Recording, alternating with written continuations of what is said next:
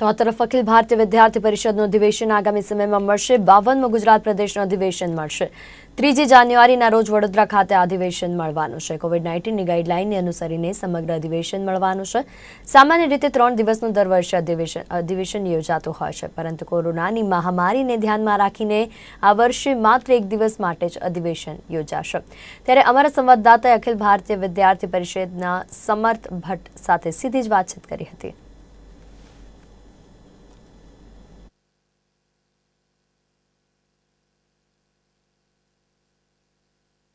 PPP દ્વારા જે રાષ્ટ્રીય અધિવેશન છે તે હવે જાન્યુઆરી માસમાં મળશે। શું છે આ અધિવેશન અને તેનો મુખ્ય શું હેતુ છે, સીધી જ રીતે મારી સાથે સમર્થ ભટ્ટ છે તે જોડાયા છે, તેઓની સાથે વાત કરીશું।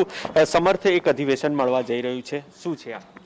જે દર વર્ષની જેમ આ વર્ષે પણ અભાવિપ દ્વારા પ્રાદેશિક અધિવેશન યોજાઈ રહ્યું છે। તે દર વખતે તો 3 દિવસીય હોય છે, પરંતુ આજે કોરોનાની મહામારીને ધ્યાનમાં રાખીને અને તે વિવિધ ગાઈડલાઇન્સને ધ્યાનમાં રાખીને 1 દિવસીય આ અધિવેશન રહેશે।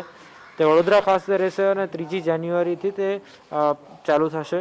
આ અધિવેશનમાં ગુજરાતભરમાંથી 170 જેટલી છાત્ર શક્તિ આવશે। દર વખતે તો આમ તો 1000 જેટલા છાત્ર નેતાઓ ઉપસ્થિત રહેતા હોય છે, પરંતુ આ વખતે કોરોનાને ધ્યાનમાં રાખીને 900ના હોલમાં માત્ર 170 જણા ઉપસ્થિત રહેશે અને અધિવેશન યોજાશે। આ અધિવેશનમાં વિવિધ સામાજિક પરિસ્થિતિ અને શૈક્ષણિક પરિસ્થિતિને ધ્યાનમાં લઈને પ્રસ્તાવો પારિત કરવામાં આવતા હોય છે। આ પ્રસ્તાવો ત્યારબાદ અમે સરકારશ્રીને પણ આપવામાં આવે છે, પ્રસ્તુત કરવામાં આવે છે અને તેમને કહેવામાં આવે છે, રજૂઆત કરવામાં આવે છે કે જે વિદ્યાર્થીઓના હિતમાં કોઈ નિર્ણય લેવામાં આવે, જે પરિસ્થિતિઓ ઊભી હોય છે તેમનું નિરાકરણ કરવામાં આવે।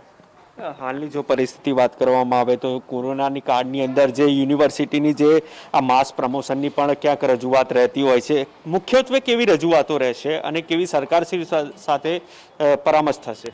આ જેવી રીતે આ કોરોનાના સમયમાં આપણે આખી સિસ્ટમ ઉપર એક સવાલ ઊભો થઈ ગયો કે કેવી રીતે આપણે પરીક્ષાઓ લઈએ છીએ, ફીનું સ્ટ્રક્ચર હોય કે પરીક્ષાની વાત હોય, બધી જ જગ્યાએ એક સવાલ ઊભો થઈ છે કે સિસ્ટમમાં ચેન્જ લઈ આવવો જરૂરી છે। તો તેના ઉપર જ આ વખતે પણ વિદ્યાર્થી પરિષદના જે આખા ગુજરાતભરમાંથી બધા ડેલિગેટ્સ ઉપસ્થિત રહેશે, તે આ વિષય ઉપર ચર્ચા કરશે। ફીનો મુદ્દો હોય તો તેમાં પણ ફી કેવી રીતે, ફી સ્ટ્રક્ચર કેવું હોય કે જેનાથી વિદ્યાર્થી અને શાળાઓ કે કોલેજો બંનેને સારું પડે તેવું ફી સ્ટ્રક્ચર પણ રાખવું જોઈએ।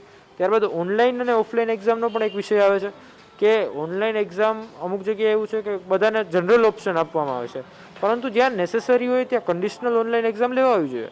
એટલે આ ઘણા વિષયો છે અને ગુજરાતની જે આખી બધા છાત્ર નેતાઓ જે ચર્ચા કરશે અને જેમના તે વ્યૂઝ હશે તે રાખશે, ત્યારબાદ તેના ઉપર પ્રસ્તાવો પારિત કરવામાં આવશે। તો ચોક્કસથી આગામી જે જાન્યુઆરી માસ છે તેની અંદર આ અધિવેશન છે તે મળશે અને વિદ્યાર્થીઓના જે પ્રશ્નો રહેલા છે તેની બાબતે પણ ચર્ચા કરવામાં આવશે। કેમેરામેન ગૌતમ સાથે રિપોર્ટર દીપક મકવાણા, અમદાવાદ।